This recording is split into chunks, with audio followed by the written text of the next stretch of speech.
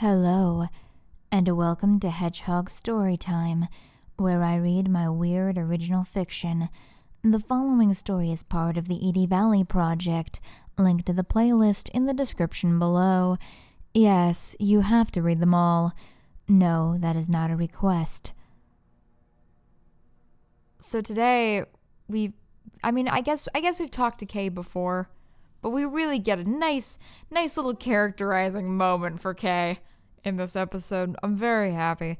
And we'll go back to the arena bit right now. I'm intending to kind of skip back and forth between the people in Edie Valley, what they're doing with Atlantis and stuff, and this new arena thing.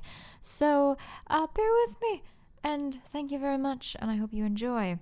Without further ado, this is In Which Deals Are Struck and Trouble Arises. Marcell was going to die. Cindy stared on as he was shredded to a pulp by the fangs of the massive werewolf. She couldn't let this happen. She couldn't.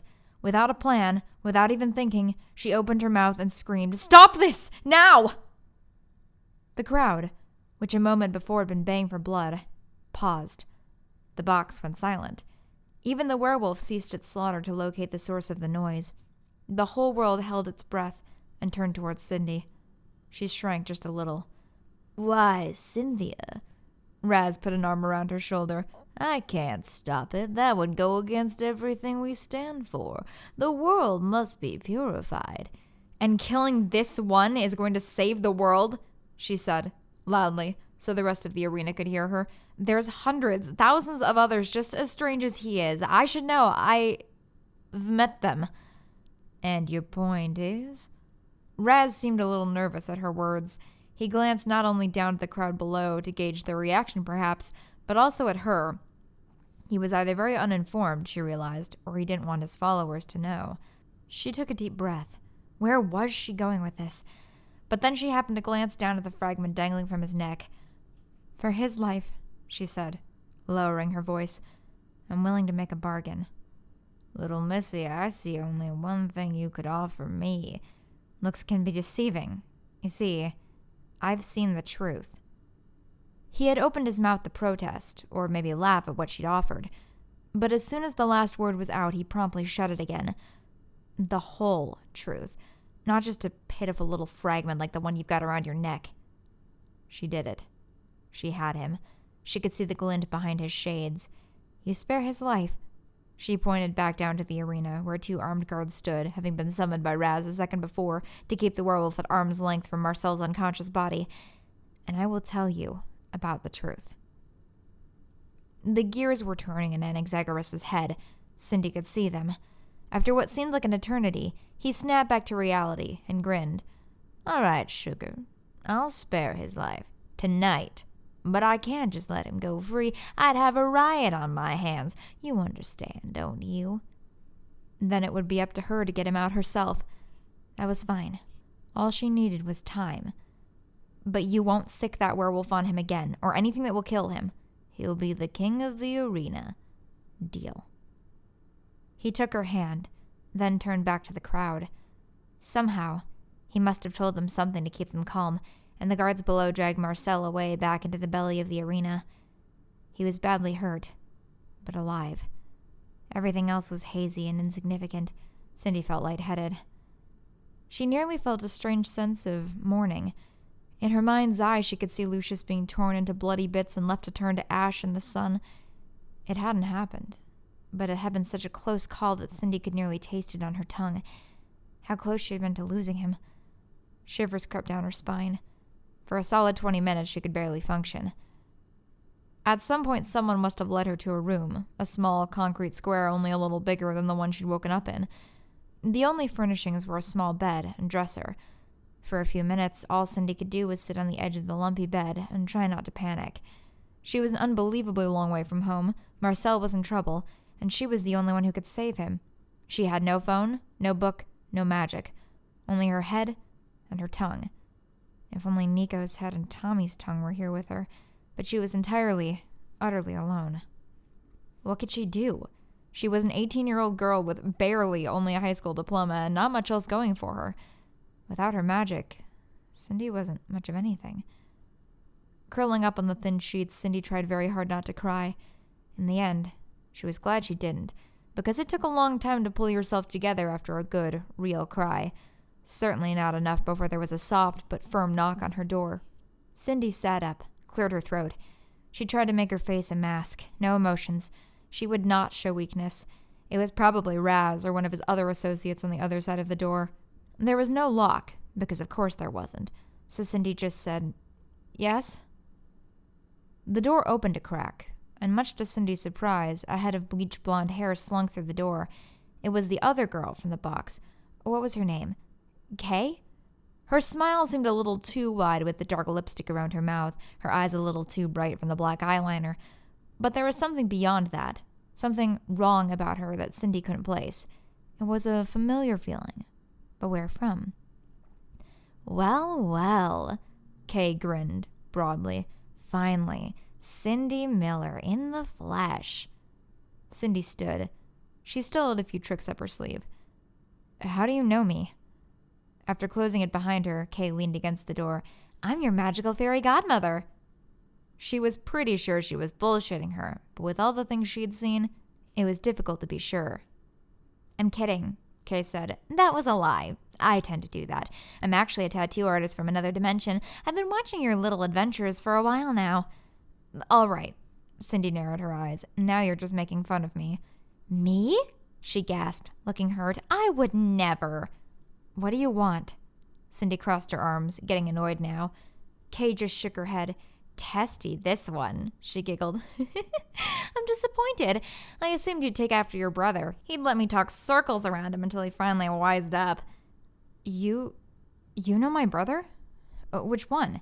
"Oh, that's right. There are 3 Miller spawn, aren't there? I never heard much about the younger one."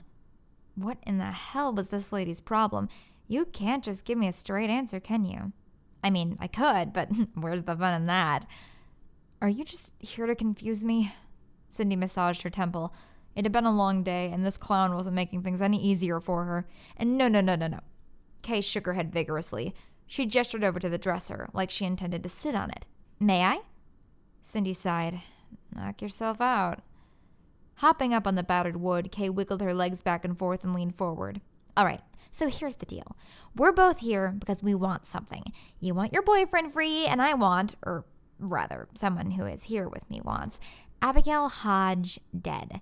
I'm not too fond of her myself." Cindy decided not to tell Kay about her other goal, getting that piece of the truth away from Anaxagoras. She didn't trust her. Not her words, not her Cheshire-like grin. Who knew what she might do with something like the truth? "Well, that's good," Kay sniggered, "because the way I see it, her death is the best chance you two have of getting out of here in one piece." "What makes you say that?" "You need some sort of distraction," she explained. "The only way to free your boyfriend is when all the cultists are focused on something else.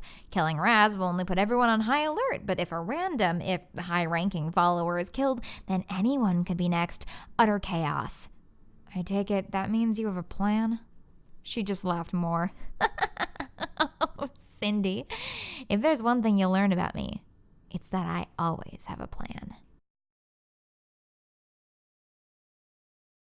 The evening had certainly been full of excitement. Abigail's cheeks were rosy from all the fun, and also the slight chill of the summer evening. She would have to thank Cindy for her beautiful distraction. It had been so much easier than it usually was to slip away in the confusion. She was here to observe, not to take part in the cult, no matter how fun it may look.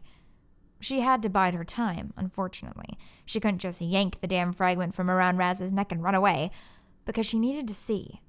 She needed to see how the thing was affecting him, and if it was the same as how it was affecting her. There was one primary difference, of course, between the two of them. All Anaxagoras had ever known was this small fragment, merely a piece of the truth. But all those years ago, in that cave by the sea, when Abigail had first seen it, it had been whole, complete. Only then had she broken off a small piece to keep in her mind. She didn't quite know why she had done it. Perhaps she'd been hoping to retain some sort of power over it, locked up in her mind as it was, a hostage of sorts. That had been a mistake, one she highly regretted, because instead of keeping it as ransom like she'd intended, it was instead slowly taking over her mind. Abigail could hear it laughing at her, even now as she struggled against it. Anyone could see the truth. but it took a special mind to truly understand what it meant. She did understand it, far too well. She knew this world, and her place in it. Sometimes she wished she didn't. Finally, after a few minutes of stumbling through the woods, Abigail saw the familiar outline of the van, a faint light coming from its back. She pulled the handle, and with a heavy clunk, the door swung open. Victor was in the back, eyes transfixed on a piece of machinery. He only looked up after she'd been standing there for a few seconds. "Hi," he said. "Hello," she smiled, leaning into the back to give him a peck on the lips and then crawling in beside him. "How was the arena?" he asked. Usually, he didn't attend with Abigail because he didn't like seeing it, which was fine. The only reason for Abigail's presence there wasn't for the mindless slaughter anyway. He'd made some machines to help the thing run, a gift to get into Raz's good graces, and then promptly had nothing more to do with it. Abigail sighed. "There's been a complication." "That doesn't sound good." "Cindy Miller and her delicious boy toy vampire showed up." Blinking, Victor frowned. Why would they be here? "To destroy Raz's little trinket, obviously," she said. "But she can't have it. She wouldn't even know what to do with it." "And you do?" "Well, no," she stumbled, "but I'm a lot closer than she is. She'll probably try to crush it with a rock or something, the heathen. Speaking of which, how's progress here been?" She looked around the back of the van, mechanical parts strewn everywhere, Victor's face covered in oil stains. He shrugged. "I wish I had a real workspace. It's hard to get a lot done without any equipment." "We both will have one just as soon as I can get that damn fragment. Oh, I wish I could just rip the thing off his neck, but then the whole cult would be on me in seconds. But you know," she straightened as a sudden thought occurred to her, "maybe little Miss Firefingers showing up could be a good thing." "How so?" Victor asked. "She's a teenager, filled with hormones and drama, no offense, and nearly everything is the end of the world. In all honesty, she might make for a wonderful distraction."